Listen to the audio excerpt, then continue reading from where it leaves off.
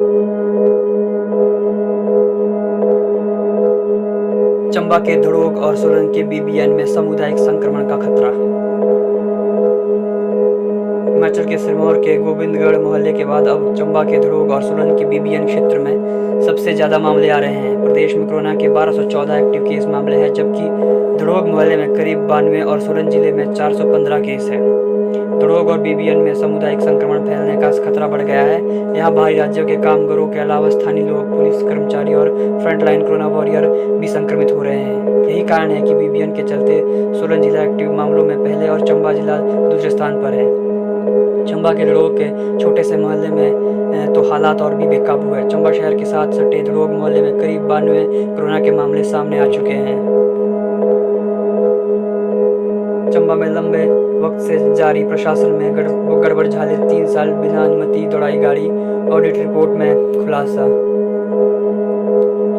चंबा जिला में प्रशासनिक कार्यशैली में गड़बड़झाले लंबे वक्त से जारी है।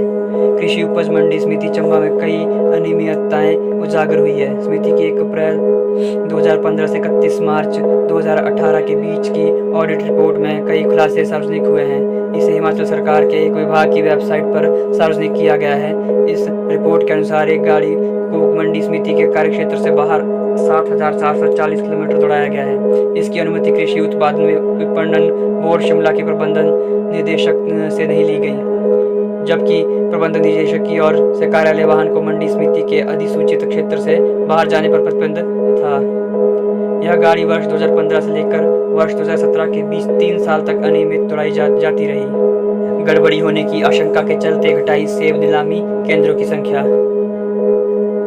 हिमाचल में मंडी मध्यस्थता योजना के तहत सेब खरीद केंद्रों में गड़बड़ी रोकने को सरकार ने सेब नीलामी केंद्रों की संख्या घटा दी है। पहले सरकार सिर्फ परमाणु में ही MIS के तहत खरीदे सेब की नीलामी करती रही, लेकिन इस बार सरकार ने सेब नीलामी केंद्रों की संख्या 97 करने का फैसला लिया था। इन केंद्रों में निगरानी की व्यवस्था न होने पर सरकार को संख्या घटानी पड़ी है। सरकार ने हिमफेड के 27 और HPMC के 70 सेब नीलामी केंद्र बनाने का फैसला लिया था। इससे दोनों संस्थानों के हाथ पांव फूलने लगे थे, क्योंकि इन संस्थानों को करीब 260 MIS फल खरीद सेंटर खोलने थे।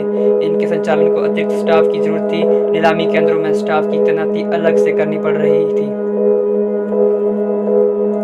रोहतांग में आपात टनल तैयार, हादसे पर निकलने में होगी मददगार। सामरिक महत्व की अटल रोहतांग टनल कई मायनों में अहम है। 8.8 किलोमीटर लंबी टनल के साथ एक और भूमिगत सुरंग का निर्माण किया गया है। इसका काम पिछले सप्ताह पूरा हो गया है। BRO ने इसका निर्माण भी आधुनिक तकनीक से किया है। वन वे बनाई गई इस टनल की लंबाई भी अटल टनल रोहतांग की लंबाई के बराबर 8.8 किलोमीटर है।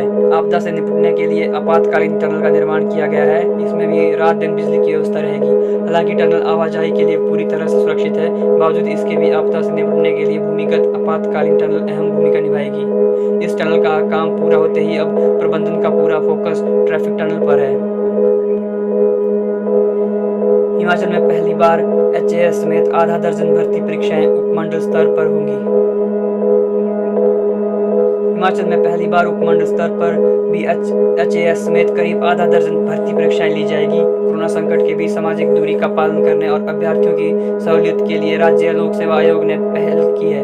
इसके अलावा तहसील कल्याण अधिकारी, सहकारी बैंक में असिस्टेंस मैनेजर, नगर निकायों में कार्यकारी अधिकारी व सचिव की भर्ती परीक्षा भी उपमंडल स्तर पर ली जाएगी।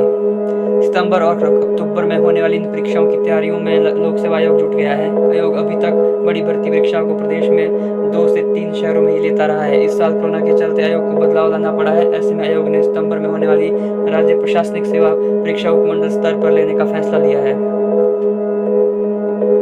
फर्जी डिग्रियां मामले में CID की APG विश्वविद्यालय में दबिश, कब्जे में लिया रिकॉर्ड, हुए कई खुलासे। क्राइम इन्वेस्टिगेशन डिपार्टमेंट के विशेष जांच दल SIT ने फर्जी डिग्री मामले में आरोपों की जांच तेज कर दी है। इस सिलसिले में शिमला के APG विश्वविद्यालय में टीम ने दबिश दी। इस दौरान 2013 से 2020 तक का डिग्रियों का दाखिलों का रिकॉर्ड कब्जे में लिया गया। यह कार्रवाई SHO रामानंद की अगुवाई में की गई। आरोप है कि विश्वविद्यालय प्रबंधन दाखिलों का उचित रिकॉर्ड नहीं रखता। सूत्रों के अनुसार इसमें कई अनियमितताएं पाई गई। विदेशी विद्यार्थियों का उचित रिकॉर्ड नहीं रखा गया है। एक विदेशी छात्र ने जमा 2 कक्षा 2015 में पास की है, जबकि उसका एपीजी विश्वविद्यालय में 2014 में लॉ का दाखिला दर्शाया गया है। सिरमौर की दुआ कबूल, सुखराम की हालत में अब सुधार।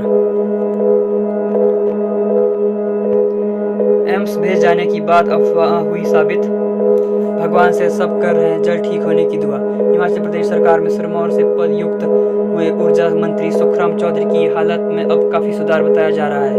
गौरतलब है कि ऊर्जा मंत्री पांवटा साहिब के विधायक सुखराम चौधरी की कोरोना वायरस रिपोर्ट पॉजिटिव आई, जिसके बाद उनका कोविड-19 उपचार चला।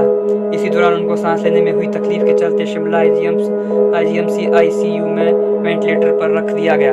उनकी हालत की खबर सुनते ही न केवल ऊर्जा विभाग में बल्कि पूरे जिला सिरमौर में भारी चिंता का माहौल था। यहाँ तक कि कई अफवाहें भी उड़ रही थी। अफवाह तो यह भी थी कि सुखराम चौधरी की हालत ज़्यादा नाजुक होने पर उन्हें दिल्ली एम्स भेजा जा रहा है। हिमाचल उच्च न्यायालय के निर्देश, सिरमौर और सोलन से शिमला न भेजे जाए कोरोना मरीज।